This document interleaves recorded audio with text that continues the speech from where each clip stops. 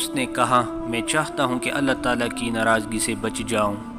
آپ صلی اللہ علیہ وسلم نے فرمایا کسی پر غصہ نہ کیا کرو، اللہ تعالیٰ کی ناراضگی اور اس کے غصے سے بچ جائے گا۔ اس نے کہا میں چاہتا ہوں کہ مستجاب الدعوات بن جاؤں، میری دعائیں قبول ہونے لگے۔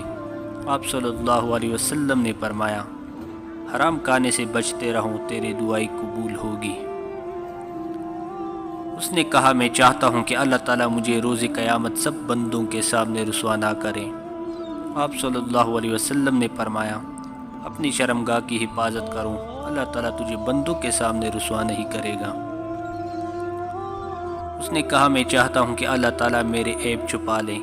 آپ صلی اللہ علیہ وسلم نے فرمایا تو اپنے بھائیوں کے عیب چھپا لے، اللہ تعالیٰ تیرے عیوب لوگوں سے چھپائے گا۔ اس نے کہا اللہ تعالیٰ کن چیزوں کے ساتھ بندوں کے خطاؤں کو مٹا دیتا ہے؟ آپ صلی اللہ علیہ وسلم نے فرمایا نادم ہو کر، رونے دھونے اور بیماریوں کے ساتھ۔ اس نے کہا کون سی نیکی اللہ تعالیٰ کے ہاں افضل ہے؟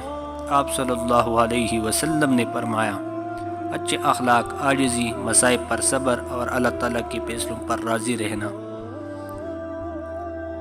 اس نے کہا کون سی برائی اللہ تعالیٰ کے ہاں سب سے بڑھ کر ہے؟ آپ صلی اللہ علیہ وسلم نے فرمایا برے اخلاق اور بخل۔ اس نے کہا کیا چیز اللہ تعالیٰ کے غضب کو ٹھنڈا کر دیتی ہے؟ آپ صلی اللہ علیہ وسلم نے فرمایا چپکے چپکے صدقہ کرنا، صلہ رحمی کرنا۔ اس نے کہا کیا چیز نار جہنم یعنی جہنم کی آگ کو بجھا دیتی ہے؟